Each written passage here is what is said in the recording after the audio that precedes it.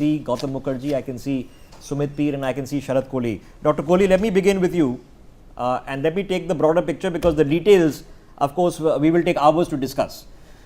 So we have just been told that the entire solar energy purchase ecosystem, including private corporations, including the union government owned board, which is meant to facilitate solar energy contracts, the largest solar project in this country, and the officials of Chhattisgarh, Andhra Pradesh, Odisha, Tamil Nadu and Jammu and Kashmir were all part of a massive bribery scheme to the tune of millions of dollars, perhaps even $250 million. What do you make of this, sir?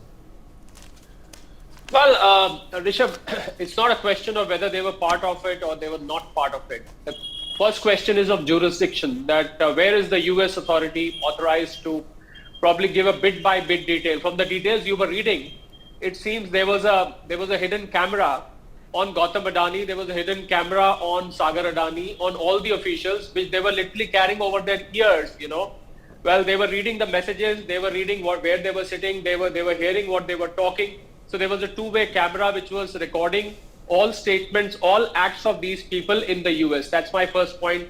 Where did they get such meticulous details? Jurisdiction is the second problem. Whether any bribe was paid in the solar energy contracts, Rishabh, in India is a matter for Indian authorities, Indian CBI, Indian Income Tax, Indian Enforcement Directorate, and all the other Indian authorities to investigate. The locus standi of the US is not there on US can say that the investors were there. So the investors were from US, so we have a right to investigate. But then how can you conclude on that? You cannot conclude on something which happened in India. We saw the residentship, the citizenship of all these people are of India. The payments, so-called payments, were made in India. The so-called contracts were given in India. All the details are being revealed as if the US Attorney General or whatever is the team is probably sitting here and doing. So my first question is, Rishabh, where on earth did they get all these details from? And the Canada angle, that is very, very important.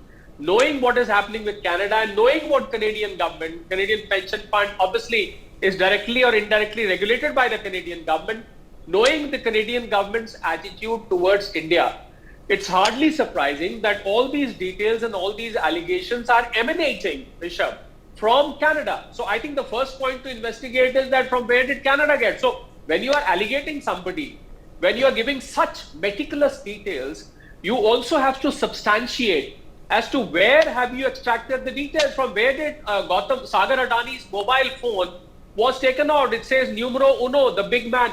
Where was all these details extracted? So unless this is substantiated, Rishabh, by an Indian authenticated investigating authority, I would like to put this in the dustbin for now, because I would believe my own country's investigation. I would not like to believe a foreign country's investigations, alleging a whole system. You are alleging the union government, you are alleging the state electricity boards, you are alleging business houses, you are alleging companies, officials in India, all in one bunch.